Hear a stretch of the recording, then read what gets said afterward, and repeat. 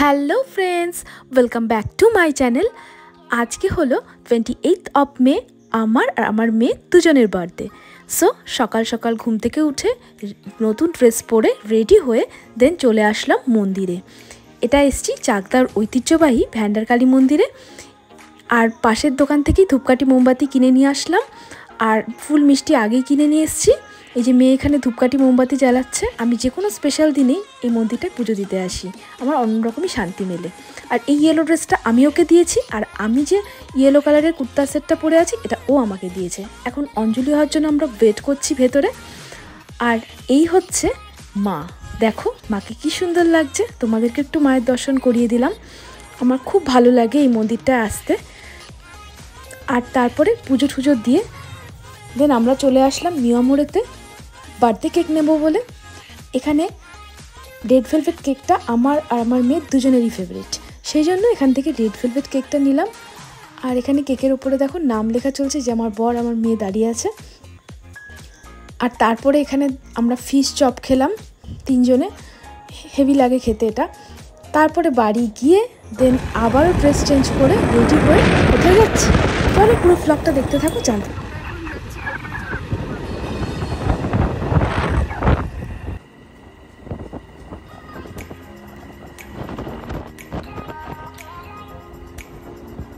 আমরা এসেছি কল্যাণী মোড়ে ঘোষ মশাইতে।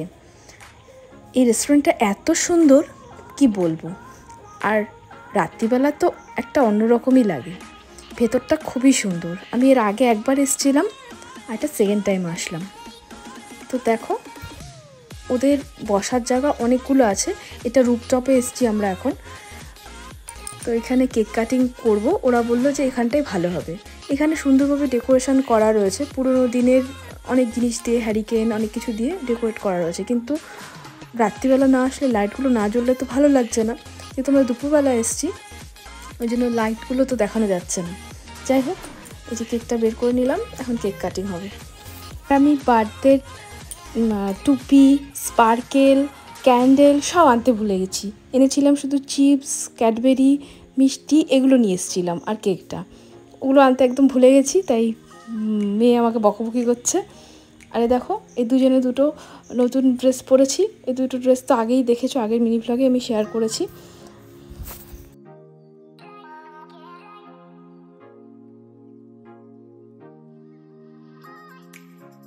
এবারে এই রেস্টুরেন্টটার রুপটপের ভিউটা জাস্ট দেখো, দেখতে পাচ্ছ?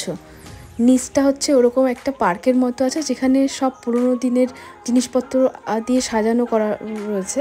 যেমন ধরো পুরোনো দিনের কলকাতার রিক্সা, সাইকেল, হ্যারিকেন, বিভিন্ন রকম পুরোনো জিনিস দিয়ে, যেগুলো এখন আর দেখা যায় না, এরকম জিনিস দিয়ে ডেকোরেট করা রয়েছে।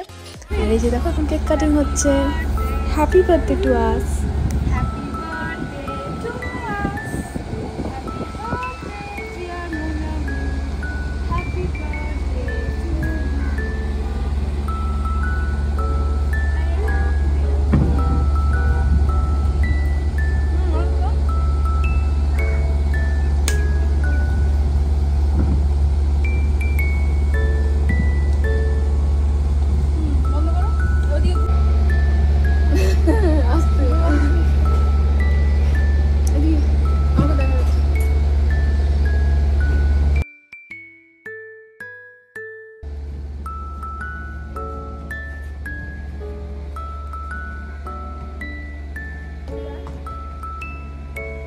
তারপরে আমরা টুকটাক কিছু ফটোস তুললাম এখানে। আর আজকে ওয়েদারটা না দারুণ ছিল, এক কথায় না বৃষ্টি না রোদ, আর ওয়েদারটাও বেশ ঠান্ডা, খুব সব মিলিয়ে খুব ভালো লাগছিল।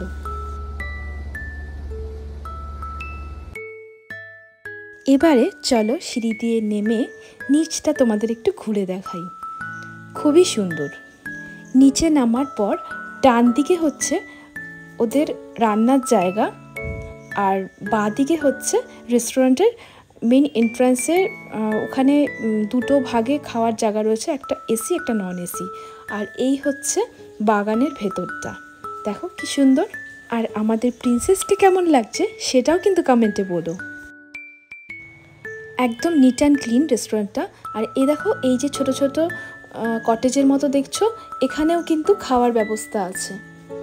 আর এখানে পুরোনো দিনের সেই টেলিফোনগুলো রাখা রয়েছে। বেলা বোসের সেই গানটার কথা মনে পড়ে, সেই গানটাও কিন্তু লেখা রয়েছে। বেলা বোস এখন কথা বলছে। কি সুন্দর অ্যাম্বিয়েন্স ক্রিয়েট করেছে, তাই না? আমার তো বেশ লেগেছে। তোমরাও কোনো একদিন ঢু মারতে পারো এই রেস্টুরেন্টটায়, একদম অন্যরকম লাগবে।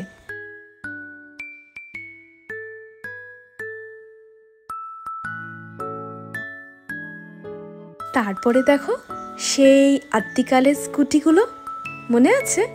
সেরকম একটা স্কুটিও রাখা রয়েছে, সাথে ব্যাকগ্রাউন্ডে লেখা রয়েছে এই পথ যদি না শেষ হয়। কি সুন্দর চিন্তা ভাবনা।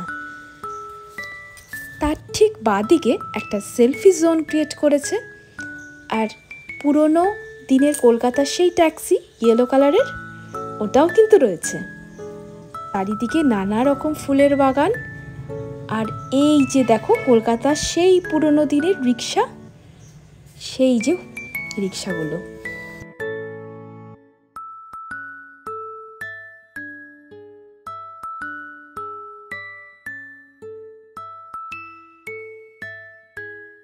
আর এসবের মধ্যে এই ওয়ান পিসটা পরে আমায় কেমন লাগছে সেটাও কিন্তু কমেন্টে জানাতে ভুলো না। এই যে সেই পুরনো দিনের কলকাতার ঐতিহ্যবাহী হলুদ ট্যাক্সি।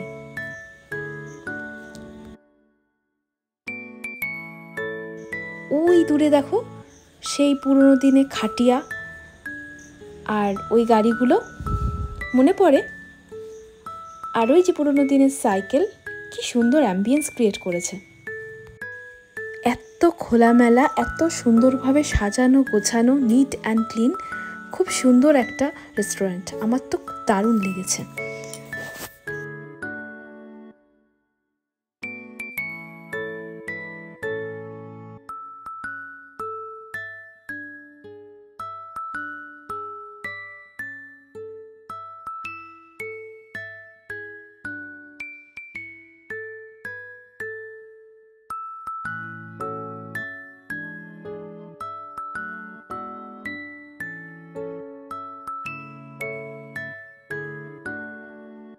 ফাইনালি আমাদের লাঞ্চও চলে এসছে। আমরা অর্ডার দিয়েছিলাম mixed fried rice with chicken handi আর মাটন হান্ডি।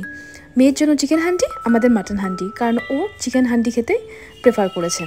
তো খুব কম সময়ের মধ্যেই ওরা বানিয়ে দিয়েছে, খুব একটা বেশি সময় নেয়নি।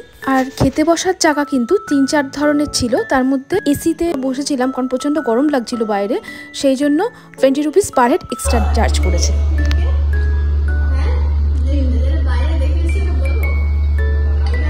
কেমন খেতে? কেমন খেতে? ভালো? কেমন? না খেয়ে বলছে ভালো। এইখান থেকে তোমার বাড়ি কত দূর জানো?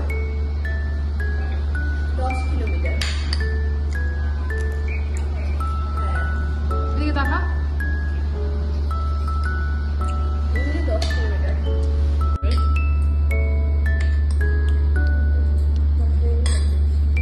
খেয়ে নিয়ে তারপর দেখি। আর মেয়ে এখানে বোনের সাথে কথা বলছে, বোন খুব রিকোয়েস্ট করছে ওদের বাড়িতে যাওয়ার জন্য, সেই জন্য বোনকে বলছে। জানি না, আমার যেতে ইচ্ছা হচ্ছে। কেন তুমি কিছু একটা কানে খারাপ তার জন্য, তাই তো?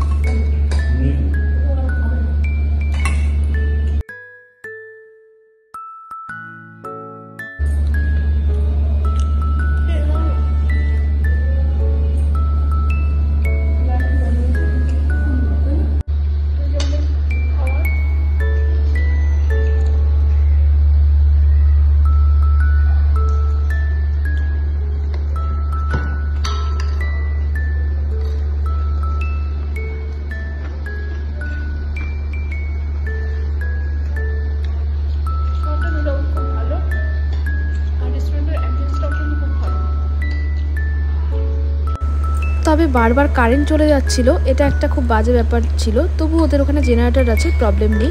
আর আমরা এখানে 2 plate mixed fried rice order করেছিলাম, যেটার প্রাইস ছিল 119 টাকা করে পার প্লেট।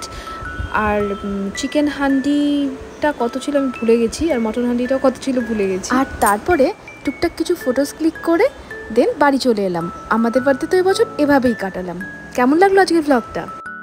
যদি আজকের ভ্লগটা এতটুকুনিও ভালো লেগে থাকে তাহলে যেতে যেতে একটা লাইক করে দিও। আর যারা এখনও পর্যন্ত আমার চ্যানেলটাকে সাবস্ক্রাইব করনি, প্লিজ সাবস্ক্রাইব করে যেও। Thanks for watching me.